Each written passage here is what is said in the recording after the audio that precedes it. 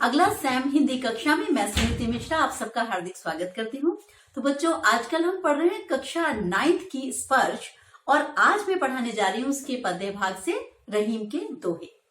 तो बच्चों, जो दोहे हैं आपको मैं उनकी विशेषता बताना चाहती हूँ कि ये दोहे इतना भावात्मक रूप से इतने मजबूत हैं कि ये अपनी प्रासंगिकता कभी नहीं खोते। प्रासंगिकता मतलब अपनी रेलिवेंस कभी नहीं खोते।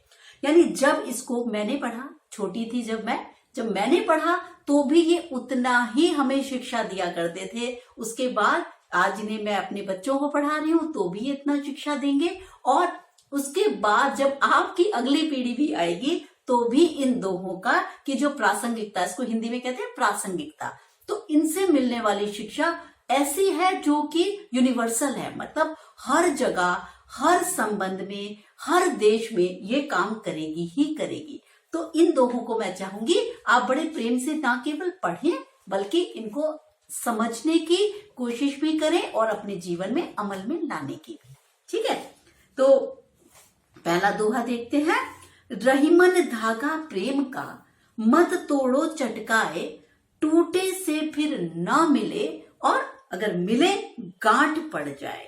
तो ये रहीमदास जी जो है वो आपको ये बता रहे हैं कि जो हमारा प्रेम के संबंध है, रहीमन धागा प्रेम का, यानी जो प्रेम का धागा, यानी आपका किसी के साथ यदि प्रेम का संबंध है, मत तोड़ो चटकाए, उसको एक बार चटका कर उस प्रेम संबंध को अपने कड़वे वचनों से या अपने किसी ऐसे दुष्कर्म से उस संबंध में खटास मत लाइए, उस संबंध को मत तोड़िए। तो क्या जिस प्रकार से यदि हम धागे को, जो प्रेम के धागे को यदि आपने तोड़ दिया, मत तोड़ो चटकाए, मत तोड़िए, टूटे से फिर ना जुड़े। तो इसी प्रकार से जो मानवीय संबंध है, यदि आपने अपने कड़वे वचनों से उन संबंधों में को तोड़ दिया तो क्या होगा, जब वो टूटने के बाद जुड़ते हैं तो जो, अगर पहली बात तो जुड़ते नहीं है, और यदि वो जुड़ते भी हैं जैसे धागे में गांठ पड़ जाती है, इसी प्रकार से हमारे संबंधों में कहीं ना कहीं खटास आ जाती है। कहने का मतलब ये है कि जैसे आपका कोई मित्र है, आपने उसके साथ कहीं पे धोखा कर दिया, आपने कोई कड़वा वचन बोल दिया, उसका जो आपके साथ प्रेम संबंध था, जो विश्वास था, या आपके मित्र ने आपके साथ कर दिया, तो क्या आप जीवन में दोबारा उस मित्र पर उतना विश्वास कर पाएंगे? नहीं कर पाएंगे। क्यों? क्योंकि या तो वो संबंध जुड़ेगा नहीं, और अगर वो जुड़ेगा भी तो आपके मन में खटास आ जाएगी। अगली बार अगर वो धोखा नहीं भी करेगा तो भी आपके मन में ये बात जरूर रहेगी कि एक बार ये ऐसा कर चुका। तो आपका जो विश्वास का रिश्ता था वो एक संशय के, एक शक के रिश्ते में बदल जाएगा। इसलिए अपने प्रेम संबंधों का सदैव आदर कीजिए। ठीक है, तो एक दोहा इसी से मिलता जुलता हुआ है, वो है कि रूठे सुजन मनाइए जो रूठे सो बार, रहीमन फिर पोइए टूटे मुक्ताहार। वो भी इन्हीं का लिखा हुआ है। तो वो क्या कह रहे हैं, जो तुम्हारे सज्जन लोग हैं ना, अच्छे मित्र हैं, उनको अगर रूठ जाए तो उन्हें मनाओ, फिर भी ना माने फिर मनाओ, फिर रूठ जाए फिर मनाओ। तो कह रहे जो रूठे 100 बार रूठे 100 बार मनाइए। क्यों? रहीमन फिर पोहिए टूटे मुक्ताहार। क्यों? रहीमदास जी कहते हैं कि अगर हमारी सोने का हार टूट जाता है, मुक्ताहार मतलब बहुत कीमती हार टूट जाता है, कीमती मोतियों का हार टूट जाता है, तो हम उसे फेंक नहीं देते बल्कि उसको बार बार पिरोते हैं, है ना। अब जैसे मैंने अगर कोई सोने की नेकलेस पहना हुआ है, अगर ये टूट गया तो मैं कैसे फेंक दूंगी? ना, फेंकेंगे नहीं। क्या करूंगी? फिर उसको लेके जाऊंगी, कहूंगी इसको जोड़ दे, अरे इसकी आखिरी सांस तक इसकी वैल्यू कम नहीं होगी। तो इसका मतलब क्या है, जो हमारे सच्चे मित्र हैं, यदि वो आपसे रूठ जाए तो उन्हें 100 बार मनाना पड़े तो 100 बार मनाइए, क्योंकि अच्छे मित्र आसानी से नहीं मिलते। इसीलिए इन्होंने कहा कि प्रेम के धागे को चटकाकर मत तोड़िए। चले आगे। अच्छा बच्चों, एक चीज और, इसमें दोहा छंद है। एक बार मैंने ये प्रश्न पूछ लिया था कि इसमें कौन से छंद का प्रयोग किया गया है, तो इतना सिंपल आंसर है, दोहा छंद है। सीबीएसई में भी आ गया था, बच्चों को आंसर नहीं कर पाए कुछ बच्चे। आपको पता होना चाहिए, यदि आपसे पूछा जाता है इसमें किस छंद का प्रयोग किया गया, तो आप क्या लिखेंगे? दोहा छंद का प्रयोग किया गया है। और गांठ परी जाए में श्लेष अलंकार है, धागा प्रेम का में रूपक अलंकार है। भाषा में आपको आरंभ में ही बता चुकी हूँ, ब्रिज भाषा का प्रयोग किया गया है। आगे चलते हैं। रहीमन निजमन की बिथा मन ही राखो गोए, सुनी अठिलहि लोग सब बांट न ले कोई। तो रहीमदास जी यहाँ क्या कह रहे हैं कि हमें अपने मन की बिथा मने अपने मन की पीड़ा को, अपने मन की पीड़ा को अपने मन के भीतर ही रखना चाहिए। क्यों रखना चाहिए? क्योंकि जो हमारे दुख हैं, जो हमारे पीड़ाएं हैं, जो हमारी जीवन की मुश्किलें हैं, कष्ट हैं, उनको अपने मन के अंदर रखो। क्यों रखो? सुनी अठिलहि लोग सब, कह रहे बहुत सारे लोग होते हैं, यदि आप किसी को बताते फिरते हैं, बहुत सारे लोगों को आपने बताई, तो अठिलहि मतलब मजाक बनाना, तो वो लोग हमारी बात सुनते तो हैं लेकिन पीठ पीछे हमारा उपहास करते हैं, हमारा मजाक बनाते हैं। यानी बांटे न ले ही कोई भी हमारे दुख को बांटता नहीं है, बल्कि लोग हमारा मजाक बनाते हैं। तो अब आप कहोगे कि इसका मतलब तो हम किसी से अपनी प्रॉब्लम शेयर ही नहीं करें। नहीं, ये बात नहीं है। इस दोहे को बड़ी बुद्धिमता से आपको ग्रहण करना है। इसका मतलब ये है कि आप अपने कष्ट और तकलीफें हर जगह गाते न फिरें। ठीक है? जो आपके विश्वास पात्र मित्र हैं उनको जरूर बताएं, क्योंकि पहले दोहे में वो कह चुके हैं कि जो आपके अच्छे मित्र हैं आपने किस प्रकार से प्रेम संबंध उनसे खराब नहीं करना। तो ये क्या कहना चाहते हैं कि इस दोहे का मतलब ये है कि आप हर किसी को अपने दुख और कष्ट बताएंगे तो क्या होगा? लोग कहेंगे कि ये थोड़ा समय रोता रहता है, इसके पास तो, सबके पास कष्ट होते हैं लेकिन इसके पास तो आप जब जाओ तब ये हमेशा ही अपनी समस्याओं का जिक्र करता है, अपने कष्टों की बात करता है। तो ये कहना चाहते हैं रहीमदास कि अपने मन की व्यथा को अपने भीतर रखिए, सब जगह मत गाइए, क्योंकि सब लोग अगर उन्हें सुनेंगे तो वो तुम्हारा उपहास ही करेंगे, कोई तुम्हारा दुख को बांटेगा नहीं। तो किसको बताएंगे आप? सिर्फ विश्वास पात्र मित्रों या संबंधियों को। ये इस दोहे का मतलब है। इस दोहे में जो मैं फिर से बता देती हूँ, भावात्मक और उदाहरणात्मक शैली का प्रयोग तो है ही है, साथ साथ इसकी एक जो उदाहरण अलंकार है उसका भी प्रयोग हुआ है, फिर से ब्रिज भाषा है, दोहा छंद है। आगे चले। एक ही साधे सब सदे, सब साधे सब जाए, रहीमन मूल ही सिंचिबो, फूले फले अघाए। बच्चों, इस दोहे के दो प्रकार से अर्थ हम ले सकते हैं। पहले मैं आपको बताती हूँ। ये कह रहा है एक ही साधे सब सदे, एक को साधने से सभी कार्य सिद्ध हो जाते हैं, और सबको साधने से कह रहा सब कुछ चला जाता है, यानी सब चीजें बिखर जाती हैं। रहीमन मूलहि सिंचिबो, फूले फले अघाए। रहीमदास जी क्या कह रहे हैं कि यदि हम किसी चीज की पेड़ की जड़ को सींचते हैं तो उस पर उगने वाले जो पेड़ पौधे, यानी जब हमने जड़ को सींच दिया तो सारी जड़ों में पानी चला गया, उस पर फूले फले अघाए मतलब उस पर आने वाले फल फूलों को भी, जो हमने जल उसको दिया था, वो उसको भी पोषण मिल जाता है। एक तो इसका अर्थ ये है। तो एक तो अर्थ लेंगे हम इसका भगवान के संबंध में इसका अर्थ कैसे है कि एक देवता को साधने से सब सद जाते हैं, और यदि हम सभी इतने सारे बहुदेवी देवताओं की पूजा में लगे रहते हैं, सबको साधने में लगे रहते हैं, सबको प्रसन्न करने में लगे रहते हैं, तो कोई भी प्रसन्न नहीं होता, सभी कुछ हाथ से निकल जाता है। यदि हम एक को, जैसे मूल को, जड़ को सींचने से उस पर अच्छे फल फूल आ जाते हैं, उसी प्रकार से यदि हम किसी एक में ध्यान लगाते हैं तो बाकी के जो अन्य हमारे कार्य हैं वो भी सिद्ध होने लगते हैं। एक तो ये हुआ। एक ये है कि एक समय पर एक कार्य करो, एक ही साधे सब सदे। जब हम एक जगह एकाग्रचित होकर कार्य करते हैं तो उसको, एक कार्य को ठीक से करने से सब सद जाता है। और यदि हम कोशिश करते हैं कि बहुत सारे कार्य को एक साथ प्रारंभ कर देते हैं, सब साधने की कोशिश करते हैं, तो उससे सब चला जाता है। तो क्या कह रहा है? एक ही का मूल को सींचो, मूल माने जड़ को सींचो, और इस प्रकार से अपना जो आपका व्यक्तित्व है उसको ऐसा बना लो कि उसकी जड़ इतनी मजबूत हो जाए जिससे कि उस पर जो आने वाला फल फूल है, यानी जो आपका रिजल्ट हो, जो आपका परिणाम निकले, वो बहुत ही सटीक परिणाम निकले। ठीक है? तो आप इसको ईश्वर के संबंध में भी ले सकते हैं, आप इसको कर्मों के संबंध में भी ग्रहण कर सकते हैं। ठीक है? तो ये नीतिपरक दोहा है हमारा, और भाषा तो सरल और प्रभावशाली है ही। उदाहरण अलंकार मैं आपको बार बार बता रही हूँ, और एक ही साधे सब सदा स की आवृत्ति के कारण यहाँ पर अनुप्रास अलंकार है। अनुप्रास अलंकार आपको 8वीं कक्षा में भी पढ़ा दिया गया है, तो 9वीं में आपको कोई भी प्रकार की समस्या नहीं होनी चाहिए। अगला दोहा करते हैं।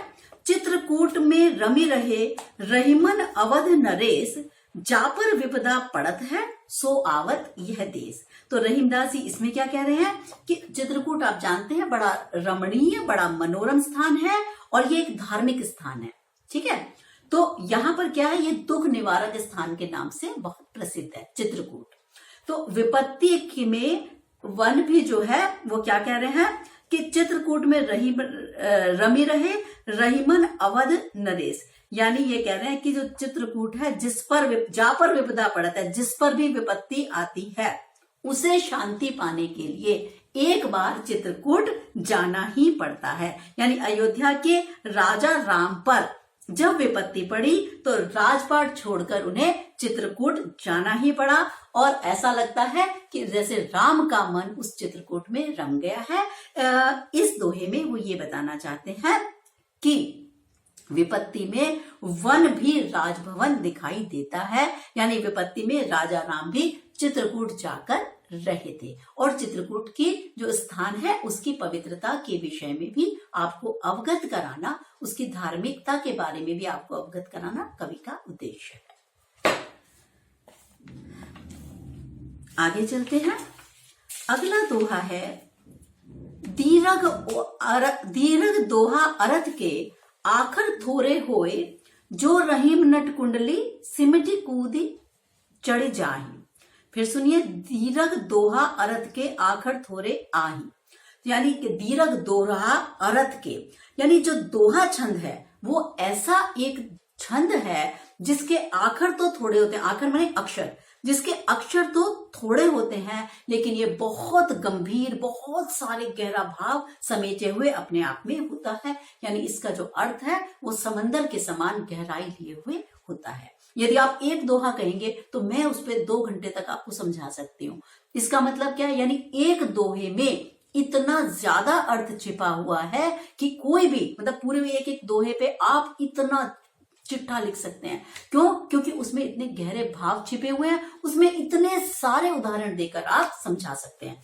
तो कह रहा है दोहा, दीर्घ दोहा अरथ के, यानी दोहा एक ऐसा छंद है जिसके अक्षर तो थोड़े होते हैं, आखर थोड़े आही, जो रहीम नट कुंडली सिमटी कूदी चढ़ जाई। तो कह रहा है जिस प्रकार से कोई कुशल नट, कुशल बाजीगर, देखा जो उस पे बांस गाड़ के उस पे नट पे नाचते रहते हैं, तो कह रहा है वो कैसा, जैसे कुशल बाजीगर अपने शरीर को सिकोड़कर एक तंग मुंह वाली कुंडली के बीच में से बड़ी कुशलता पूर्वक, बड़ी एफिशिएंटली ऐसे करके निकल जाता है।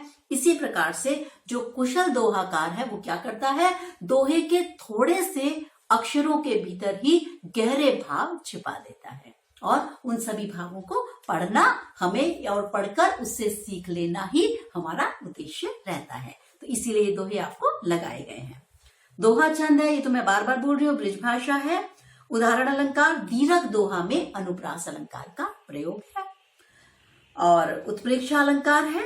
ज्यों, जहां भी बच्चों ज्यों त्यों का प्रयोग किया जाता है वहां पर उत्प्रेक्षा अलंकार है। ज्यों मतलब ऐसा लगता है जैसे, ज्यों त्यों जैसे का प्रयोग जब होता है तो वहां पर उत्प्रेक्षा अलंकार का प्रयोग हम मानते हैं। तो इसमें है ना ज्यों रहीम नट कुंडली, तो ये है उत्प्रेक्षा अलंकार। ये हो गया 5वां दोहा बच्चों हमारा, और अब हम करते हैं इसका 6ठा दोहा।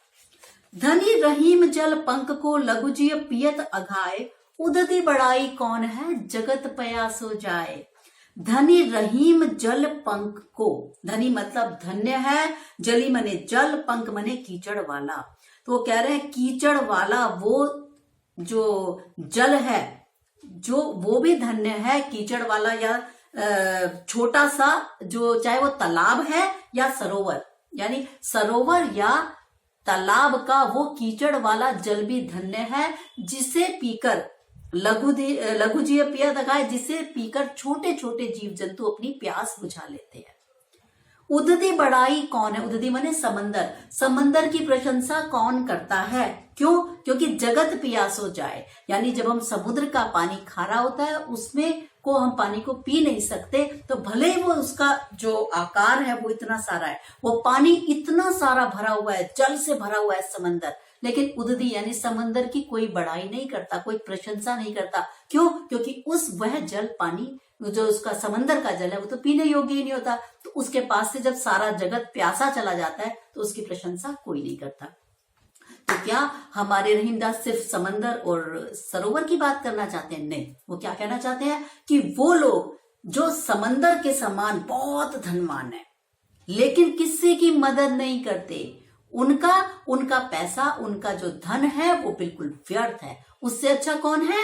जो एक साधारण व्यक्ति है, जो एक मिडिल क्लास है या एक लोअर क्लास है, लेकिन वो अपनी कमाई का थोड़ा पैसा लोगों की मुसीबत में दान के लिए रखता है। भाई मैं एक मिडिल क्लास हूं, तो एक मिडिल क्लास इंसान अगर मैं अपने 10,000 में से 500 रुपए भी दान करती हूं, तो वो ये कहना चाहता है उदाहरण देकर कि तो ये जो मेरा धन है वो धन्य हुआ। लेकिन अगर किसी की लाखों रुपया सैलरी है, लेकिन उसमें से वो 5 रुपए भी किसी गरीब को देके राजी नहीं है, यानी किसी जरूरतमंद को नहीं देना चाहता। जरूरतमंद कौन है? जो मेहनत तो कर रहा है लेकिन उसको उतना नहीं प्राप्त हो रहा।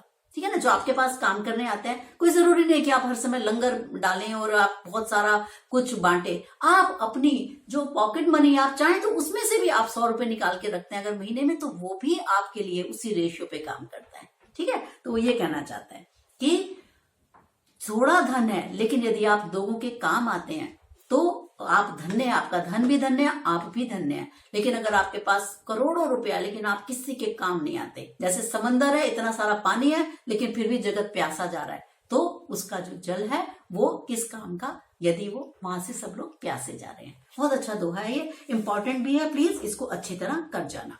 धनी रहीम आगे भी जो आएंगे मैं आपको बता दूंगी, ये बहुत इंपॉर्टेंट है, आप इसे अच्छे से कर जाना।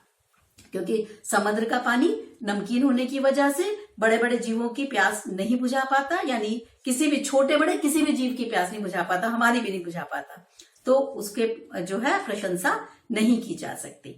ठीक, समझ में आ गया ये? आगे चलते हैं।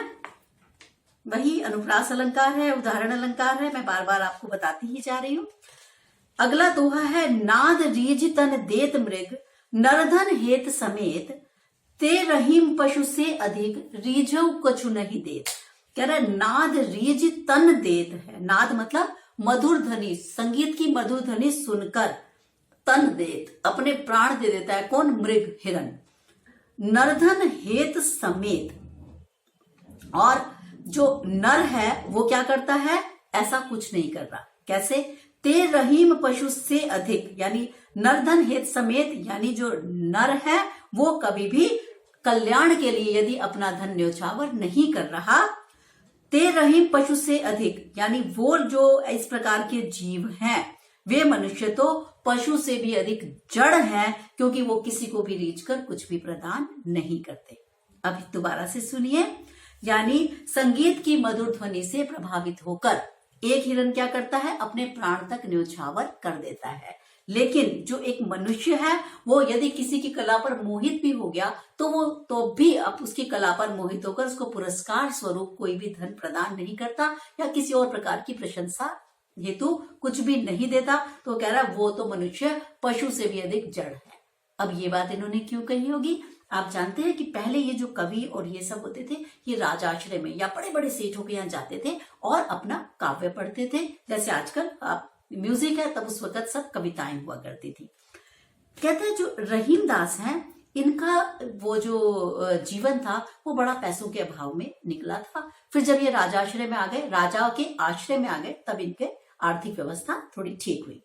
तो यहाँ पर ये उन्हीं लोगों के विषय में कह रहे हैं कि जो लोग, मैं इतना अच्छा काव्य पढ़ रहा हूँ, या जो मेरे अन्य मित्र हैं जो इतना अच्छे कला प्रेमी है, लेकिन कला प्रेमियों को कुछ भी प्रदान नहीं करते। कला प्रेमी की भी तो घर चलाने के लिए उसको कुछ धन मान चाहिए कि नहीं चाहिए। इसी प्रकार जैसे हम प्रेमचंद के विषय में पढ़ते हैं कि प्रेमचंद अपने जीते जी उनके हमेशा पैसे का अभाव रहा। आज हम कहते हैं कि साहित्यकार प्रेमचंद, महान उपन्यासकार प्रेमचंद, मतलब लाइब्रेरी में जाओ तो प्रेमचंद के अलावा कुछ समझ में ही नहीं आता। तो अगर उस कला की पूजा तब भी की जाती जब वो जीवित थे, तब सोचिए कम से कम प्रेमचंद इस प्रकार से धन के अभाव में रोगग्रस्त होकर ना मरते। तो कला की पूजा हमेशा की जानी चाहिए, ये समाज का ही दायित्व है। ठीक है, तो चलते हैं आगे।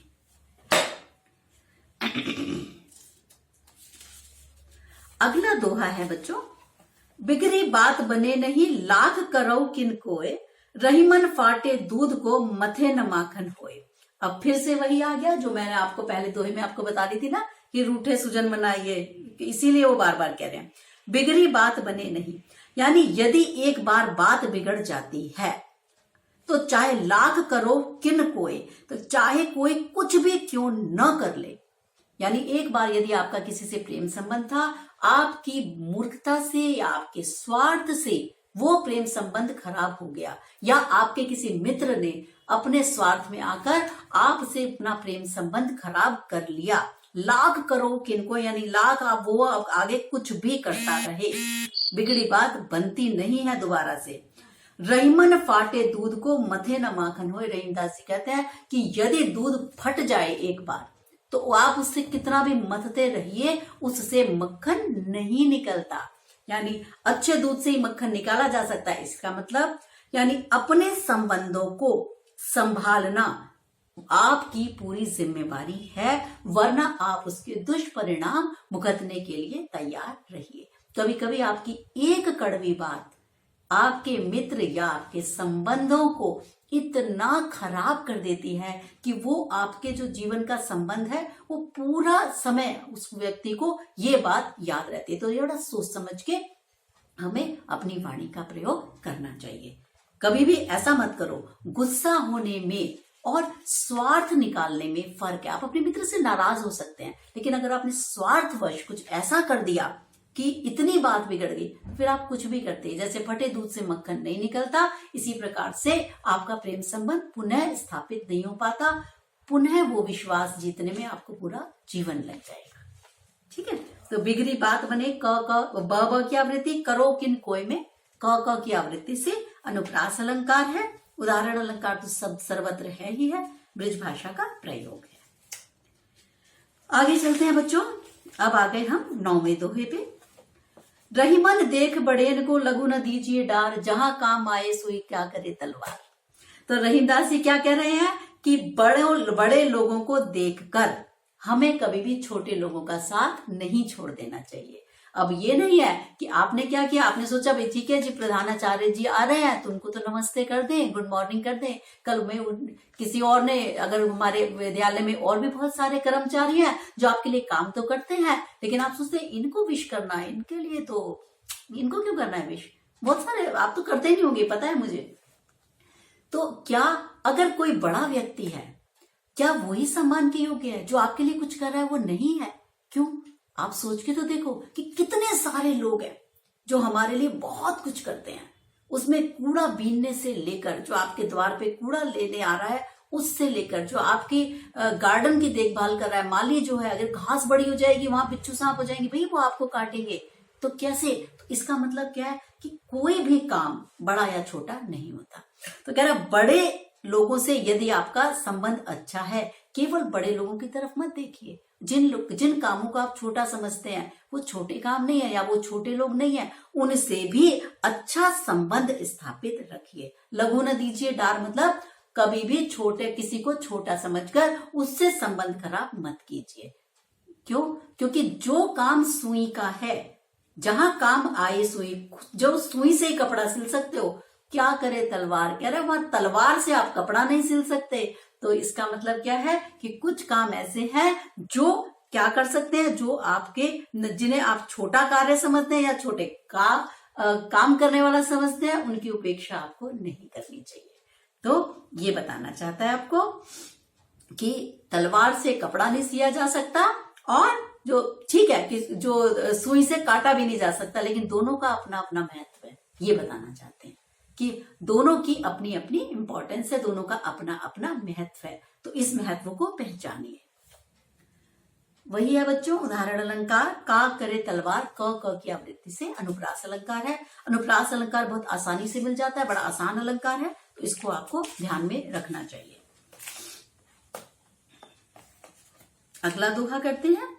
रहीमन निज संपत्ति बिना को न विपत्ति सहाय, बिनु पानी जो जलज को नहीं रवि सके बचाए। ये भी बड़ा बहुत अच्छा दोहा है, इसको भी इंपॉर्टेंट मार्क कर लेना।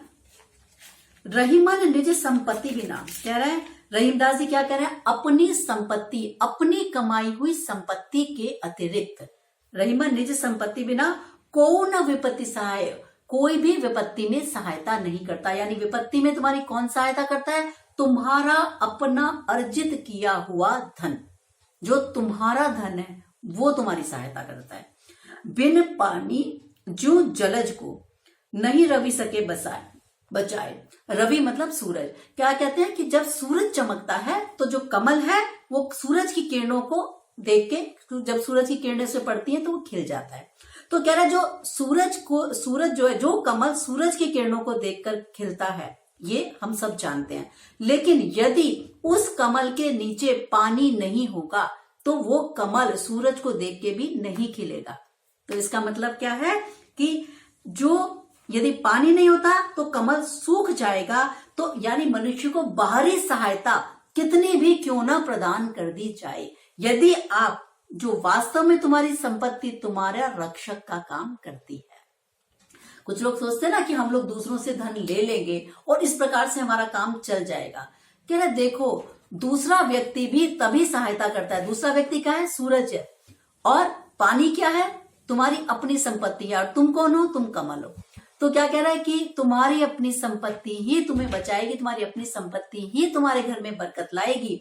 केवल ऊपर से सूरज तुम्हारी कोई पुश कर सकता है, तुम्हारी कोई मदद कर सकता है सूरज खिलने में, लेकिन यदि नीचे पानी ही नहीं है तो कमल नहीं खिल सकता, मर जाएगा, मुरझा जाएगा। तो आपकी रक्षक कौन है? आपकी संपत्ति ही आपकी वास्तविक रक्षक है। और ये बहुत अच्छा दोहा है।